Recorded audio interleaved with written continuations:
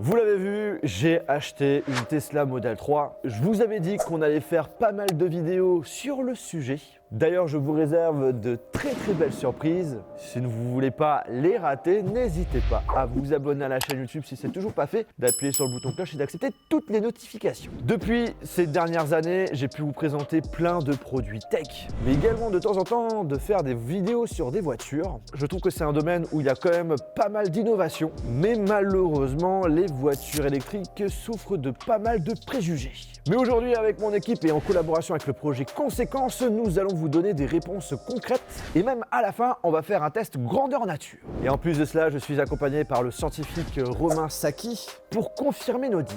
On a vraiment pris le temps de faire nos différentes recherches un peu partout. D'ailleurs, il y a un reportage que je peux fortement vous conseiller qui se nomme À Contresens, qui est disponible sur Vimeo. J'avoue, on s'est quand même pas mal inspiré. Il est très bien fait et ça nous a donné à nous aussi l'envie de voir ce qui se cachait dans nos voitures. Je vous mettrai un lien dans la description. C'est pas gratuit malheureusement, mais ça vaut le coup. Typiquement, c'est le type de vidéo qui devrait être disponible gratuitement sur Netflix. Première question, pour fabriquer une voiture électrique et notamment les batteries, on utilise des terres rares. Les terres rares regroupent 15 éléments métalliques, aussi connus sous le nom des lanthanides. En réalité, ils ne sont pas si rares que ça. Ils ont cette appellation car les gisements en contenant en grande quantité sont rares. Dans le tableau périodique des éléments, ça se situe juste ici. Comme pour chaque voiture, que ce soit thermique ou électrique, on a besoin de métaux, comme par exemple le cuivre, l'aluminium, le chrome. Le problème, c'est que en général, pour les voitures électriques, on a besoin de beaucoup plus de métaux. Et il faut également des métaux rares pour pouvoir confectionner les batteries. Une batterie d'une voiture électrique, notamment lithium, se compose généralement de plusieurs cellules dans lesquelles se trouve une cathode qui contient du cobalt, du manganèse et du nickel. Ensuite, il y a l'anode faite de graphite et de lithium pour l'électrolyte. Et si on regarde un petit peu plus près justement notre tableau périodique, eh bien on remarque que ces éléments ne sont pas du tout dans le coin rare. Donc le cobalt qu'on désigne souvent comme terre rare, en réalité, c'en est pas un. C'est un métal dit de transition, tout comme le manganèse et le nickel. Par contre, pour le moteur, nous avons besoin de néodyme. Vous pouvez le retrouver dans les aimants néodyme, justement. Ce sont eux qui font en partie tourner le moteur de certaines voitures électriques. Et là, par contre, il fait bien partie de la famille des terres rares. Pour la petite info, paradoxalement, il y a une faible quantité de cérium dans le catalyseur de voitures à essence. Cérium qui est bel et bien une terre rare. Donc oui, il peut y avoir des terres rares dans une voiture électrique, mais en faible quantité, mais aussi dans une voiture thermique.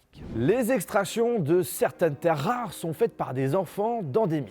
On entend très souvent parler du cobalt et des extractions réalisées dans des conditions inhumaines faites par des enfants au Congo. Pour rappel, le cobalt qui n'est finalement pas une terre rare et qui permet entre autres de pouvoir élaborer des piles plates, des cellules qui composent justement la batterie de nos voitures électriques. Les mines congolaises sont évidemment très convoitées car elles font partie des endroits où on a le plus de cobalt dans le monde. Et bien entendu, dans le lot, il y a des personnes peu scrupuleuses, prêtes à faire travailler des enfants. Il faut bien entendu condamner ces agissements, mais toutes les exploitations ne font pas travailler des enfants, heureusement. Ce qu'il faut savoir, c'est que 10% du minage du cobalt au Congo serait illégal, 10% de ces exploitations seraient artisanales légales, et les 80% qui restent sont beaucoup plus encadrés, beaucoup plus sécurisés, c'est ce qu'on appelle les mines industrielles. La diffusion des images de ces enfants, voilà, ça porte préjudice par rapport au Congo, car ça ne représente pas vraiment la réalité. Par contre, oui, c'est choquant et il faut que les choses changent. Le cobalt fait vivre une bonne partie du pays. Le fait de diffuser ces images sans montrer qu'il existe des exploitations industrielles plus respectueuses des hommes risque de faire du tort au pays et de priver des milliers d'hommes d'emploi. Donc la répercussion sur la vie de ses habitants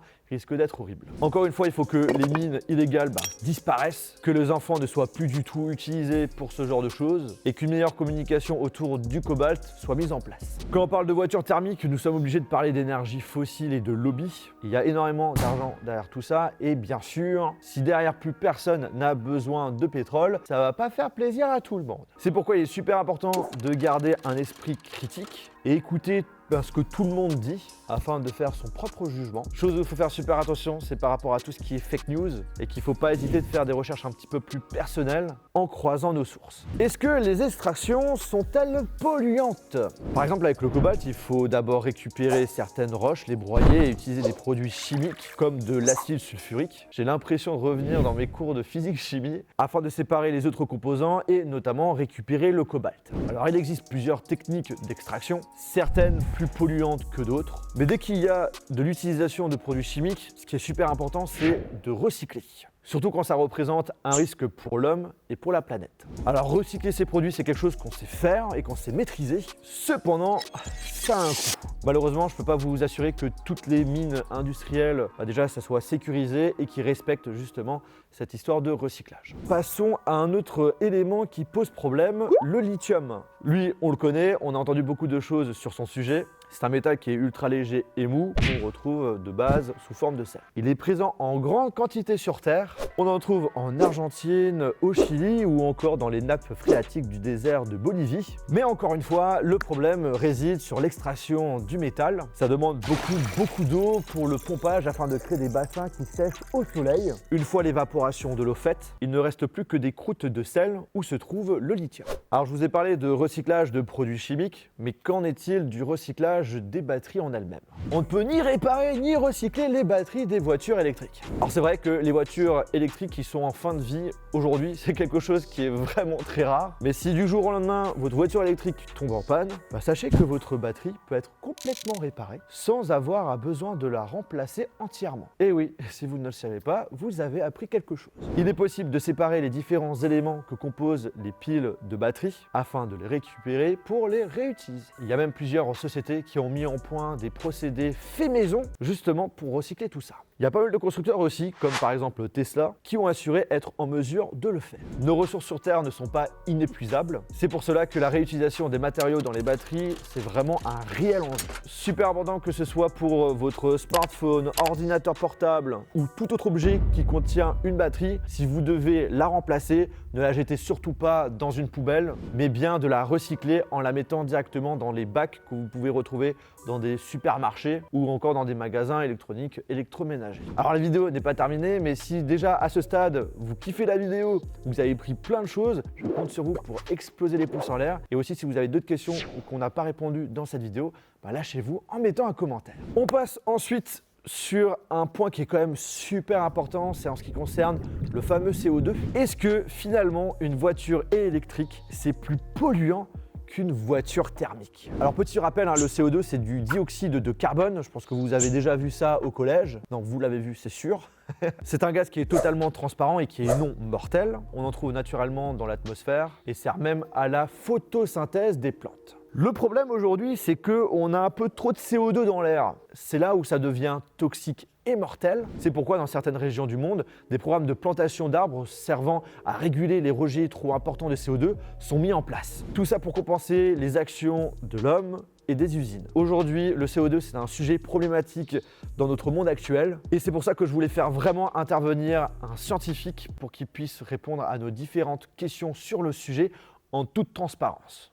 Bonjour Romain, comment ça va? Bonjour, merci, ça va très bien. Est-ce que tu es prêt à répondre à nos différentes questions? Je vais essayer, oui. La première question, aujourd'hui, pour la fabrication d'une voiture, quelle est la plus polluante? La voiture électrique ou la voiture thermique? Alors, si on s'en tient à la production, avant que la voiture soit utilisée, avant qu'elle ait fait son premier kilomètre, la voiture électrique est en général un tiers de plus polluante en termes d'émissions de gaz à effet de serre que la voiture à essence. Et cela est principalement dû au fait de la fabrication de la batterie, qui est tout de même assez lourde, et aussi aux matériaux ultra légers qui sont plus fréquemment utilisés dans les véhicules électriques pour compenser justement le surpoids de cette batterie. Ok, donc du coup, la voiture électrique à la fabrication est plus polluante, mais sur le long terme, c'est pas le cas. À l'utilisation, le véhicule électrique étant plus performant, on commence à obtenir des gains en matière énergétique et émissions de gaz à effet de serre au bout d'un certain kilométrage. Ça va principalement dépendre du mix énergétique qui est utilisé pour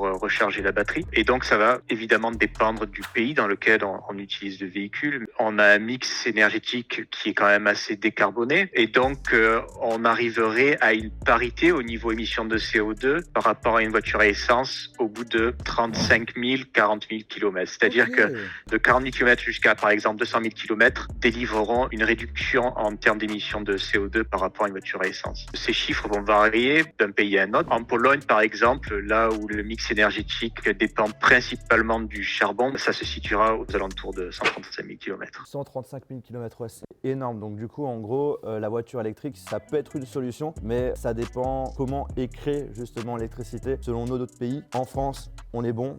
Mais après, pour certains autres, c'est pas trop ça. Et là, justement, il y a la fameuse question qui est: est-ce que c'est vraiment économique de rouler avec une voiture électrique aujourd'hui par rapport à une voiture à essence? De par son efficacité, la voiture électrique est en effet plus économique sur le long terme en parlant de coûts qui sont ramenés au kilomètre. Certes, elle est plus chère à l'achat, mais avec un prix de l'électricité donc projeté à long terme très semblable au prix actuel ou même un peu plus élevé, on effectuera quand même des économies par rapport à une voiture à essence qui est moins chère à l'achat mais qui coûtera plus cher en termes de carburant, notamment dans le futur avec une accentuation du prix de la taxe carbone qui donc s'appliquera sur les fuels fossiles. En tout cas, c'est vrai qu'aujourd'hui, le marché de l'occasion des voitures électriques, il n'y en a pas vraiment. Et des voitures électriques, ça coûte un certain coût. Donc je peux comprendre qu'il y a encore plein de personnes qui ont envie d'acheter des voitures thermiques. Après, voilà, si on veut rester sur le côté écologique, il ne faut pas oublier aussi qu'on a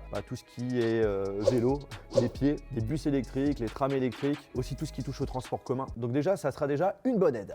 Et là, j'ai une petite question, c'est en ce qui concerne l'énergie utilisée entre une voiture électrique et une voiture thermique. C'est laquelle qui est la plus intéressante? Je dirais la voiture électrique, parce que d'un point de vue mécanique, la voiture électrique est beaucoup plus efficace dans la manière dont elle transmet l'énergie aux roues. C'est-à-dire qu'environ 70% de l'électricité qui quitte la batterie atteindra les roues, alors qu'avec une voiture à moteur à combustion, c'est plutôt de l'ordre de 20-22%. C'est-à-dire qu'une voiture électrique sera presque 4 fois plus efficace dans la manière dont elle transmet l'énergie aux roues. Après, il faut aussi prendre en compte les pertes liées à l'extraction, la conversion et la transmission de l'électricité jusqu'à la batterie. Et d'une manière générale, la voiture électrique sera beaucoup plus efficace. Ok, donc du coup, tu nous confirmes qu'il y a vraiment beaucoup moins de pertes d'énergie qu'une voiture thermique? C'est certain. Le moteur électrique est très très efficace. Il y a très peu de friction tout au long du système de transmission jusqu'aux roues.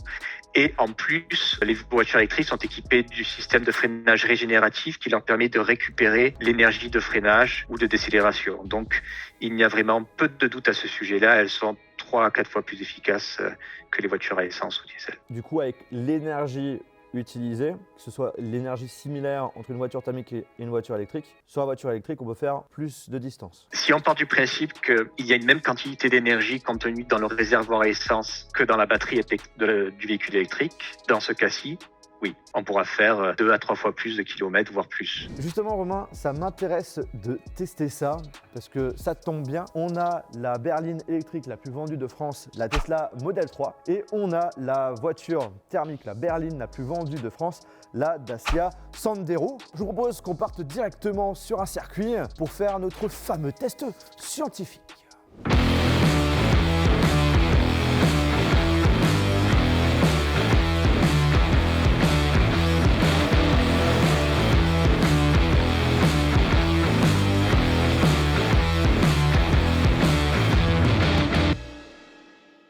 On est arrivé au circuit de Bresse. En effet, c'est ici que vous avez la possibilité de faire du kart, également tester votre jolie voiture de sport, également moto. Et il y a également un circuit de sécurité routière. Et c'est là où on va faire justement notre fameux test. Ce que je vous propose, c'est que dans un premier temps, on utilise la Dacia. On va faire environ 50 km avec une vitesse moyenne d'autour des 40 km/h. Vous le voyez, il y a pas mal de vent. Après cela, on va voir combien de litres on a consommé, le transformer en kilowattheure et cette fois-ci utiliser la Model 3, faire le même parcours avec la même énergie et voir s'il y a une différence en ce qui concerne la distance. Est-ce qu'elle va faire plus de kilomètres? C'est ce qu'on va voir.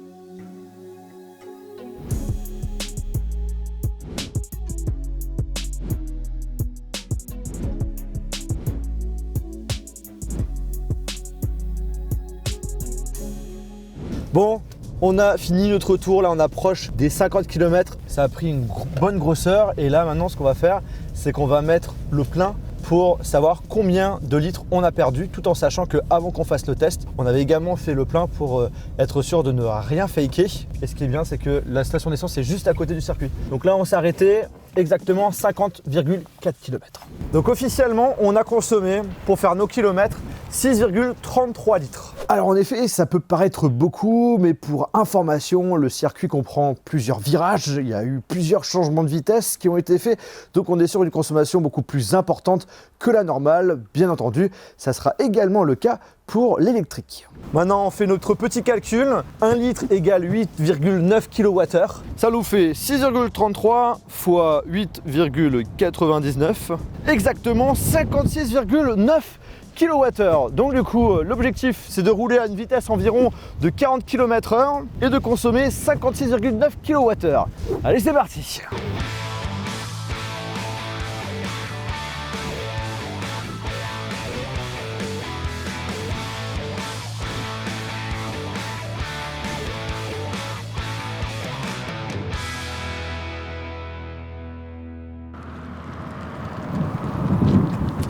Bonjour. Bonjour. Ça fait 1 heure qu'on roule et on a fait les fameux 50 km. Énergie utilisée 12 kWh. Ouais, donc un petit peu plus que 1 litre d'essence. Dans la logique, il faudrait faire 5 fois ça. On a un petit souci, c'est que le circuit, il a une horaire de fermeture. Donc je vous propose qu'on continue encore à rouler. Mais là où c'est pas vraiment gênant, c'est le fait que comme on est sur un circuit, qu'on a toujours la même conduite, du coup on va pouvoir faire un produit en croix sans aucun souci. Allez, on va encore rouler une bonne petite heure. Bon, là on vient de passer 75 km et on voit qu'on est à 18 kWh. Donc du coup, il y a 6 kWh qui ont été ajoutés. Donc ça veut dire sur ce circuit, avec la même façon de conduire, tous les 25 km, il faut compter environ 6 kWh. Là, on en a pour toute la nuit si on veut respecter le truc jusqu'à 56,3 kWh. On peut clairement faire notre joli petit produit en croix fois du coup 75 et on le divise par 18 et ça représente 234,7 km exactement. Donc si on l'enlève par rapport aux fameux 50 km, on fait 184,7 km de plus avec une voiture électrique par rapport à une voiture thermique avec la même énergie consommée. Donc clairement, on peut le dire, une voiture électrique par rapport à une voiture thermique, en termes d'énergie consommée, la distance sera beaucoup plus importante sur une voiture électrique qu'une voiture thermique. Bref, tout ça pour vous dire qu'il faut bien prendre en compte toute la durée de vie d'une voiture électrique pour la comparer avec une voiture thermique. Et finalement, sur le long terme, en termes de rejet de CO2, la voiture électrique est la solution. On a pu le voir aussi avec la même énergie utilisée, on fait beaucoup plus de distance avec la Tesla. Ensuite, c'est une solution économique puisque du coup, l'électricité coûte moins cher que de l'essence. On a aussi beaucoup moins d'entretien. On a pu voir aussi que les batteries électriques peuvent être recyclées. C'est une solution long terme si l'électricité utilisée est vraiment propre. Aussi, si on roule beaucoup et quand on commencera à recycler nos anciennes batteries. Ensuite, en ce qui concerne l'histoire des terres rares, des problèmes dans les mines, eh bien, c'est souvent mal utilisé, notamment pour tromper. Mais évidemment, voilà, il faut quand même garder un esprit ouvert et critique et pas faire confiance qu'à une seule source. Il faut se renseigner, surtout quand il s'agit de jeunes technologies. D'ailleurs, je vous mettrai dans la description les différentes sources qu'on a utilisées pour faire cette vidéo. Bref, j'espère vraiment que ça vous a fortement plu, que ça vous a fortement intéressé. N'hésitez pas à la partager à un de vos amis, membres de famille, qui justement se posent des questions sur est-ce que la voiture électrique est une solution? Est-ce que c'est vraiment moins polluant qu'une voiture thermique? D'ailleurs, il faudrait peut-être que je la partage à Villebrequin. C'est une vidéo qui a demandé pas mal de temps, pas mal d'organisation, donc je vous invite à exploser les pouces en l'air. N'hésitez pas aussi à donner vos avis sur la voiture électrique en commentaire. On va peut-être lancer quelques débats intéressants. Sur ce, si c'est toujours pas fait, n'hésitez pas à vous abonner à la chaîne YouTube en appuyant sur l'icône qui s'affiche là dès maintenant et de regarder une de mes dernières vidéos. Sinon, voilà, c'était Joujol. Je vous dis à la prochaine.